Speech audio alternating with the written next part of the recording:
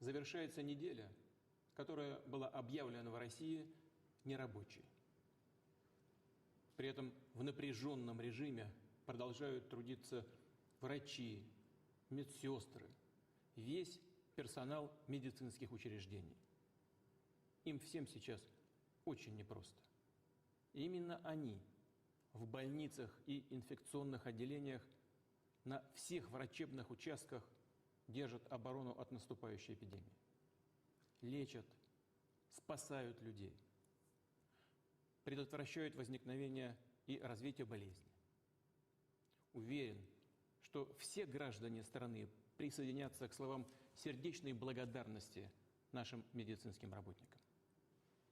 Свой долг в эти дни выполняют и сотрудники других сфер, жизненно важных для страны и общества. Хотел бы также искренне поблагодарить вас всех, без исключения. И, конечно, сказать спасибо волонтерам, добровольцам, неравнодушным людям. Всем гражданам, которые осознали, прочувствовали свою личную ответственность в борьбе с эпидемией. Строго исполняют рекомендации властей и врачей-специалистов. Заботятся о себе, о здоровье родных и близких, о безопасности окружающих.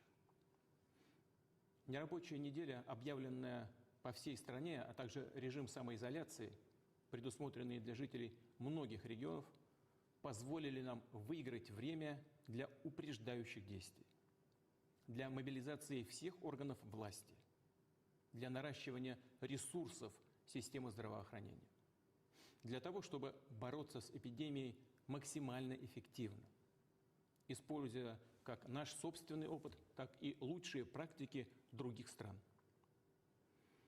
Что считаю принципиально важным? Нам в целом пока удается оградить от серьезной угрозы людей старших поколений, не допустить вспышки эпидемии в детских садах и школах, вузах, других учебных заведениях. Естественно, встает вопрос, что необходимо делать дальше, какими будут наши решения.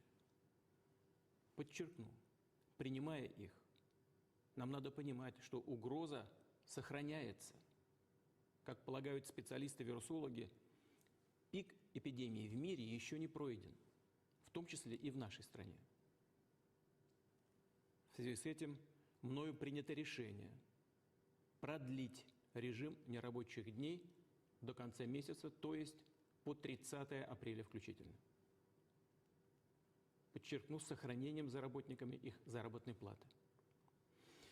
Вместе с тем ситуация меняется. И в разных регионах, даже в их отдельных муниципалитетах, она также складывается по-разному. У нас большая, очень большая страна, разная плотность населения. Есть субъекты федерации, где коронавирус уже создал серьезную угрозу для людей. Например, так как в Москве, где переломить ситуацию, несмотря на принимаемые меры федеральных и городских властей, пока не удается. А есть регионы,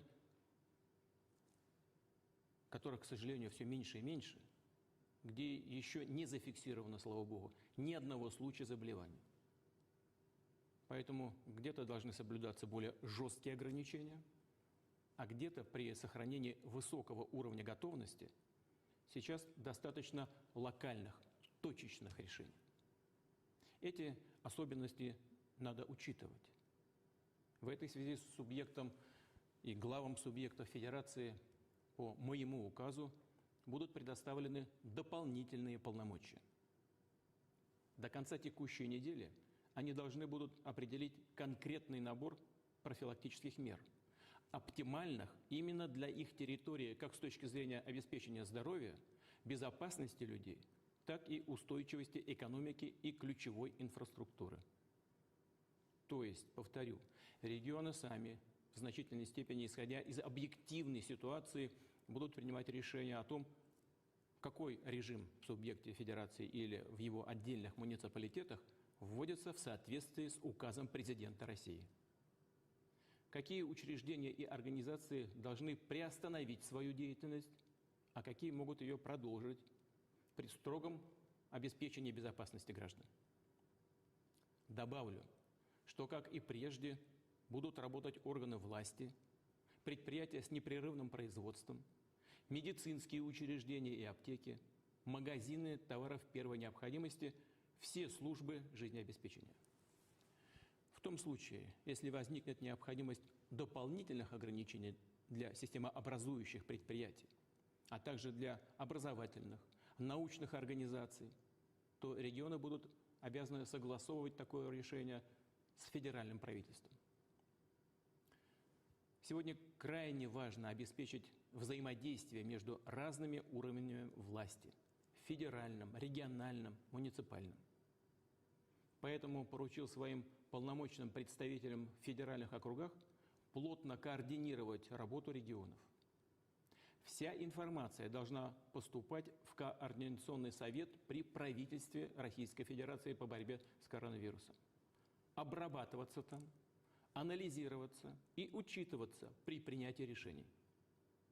И, конечно, действия региональных властей в обязательном порядке должны быть согласованы с санитарно-эпидемиологическими службами. Главный, безусловный критерий – защищенность, здоровье и безопасность граждан России. С учетом развития ситуации будем принимать дополнительные решения. И если обстановка позволит, скорректируем объявленный период вынужденных нерабочих дней в сторону его сокращения. Что еще хочу сказать и что еще хочу особо подчеркнуть? Реализуя меры по борьбе с эпидемией, нам нельзя забывать, что столь же важно сейчас сохранение рабочих мест и доходов граждан. Это общий приоритет для правительства, регионов, бизнеса. Эффективная, стабильно работающая экономика лежит в основе решения наших ключевых задач, в том числе и в сфере здравоохранения. Уважаемые граждане России, прошу вас и дальше предельно внимательно относиться к требованиям властей и рекомендациям врачей и специалистов.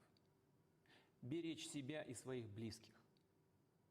Крайне важными, в ряде случаев решающими, были и остаются наша общая ответственность и взаимоподдержка. Даже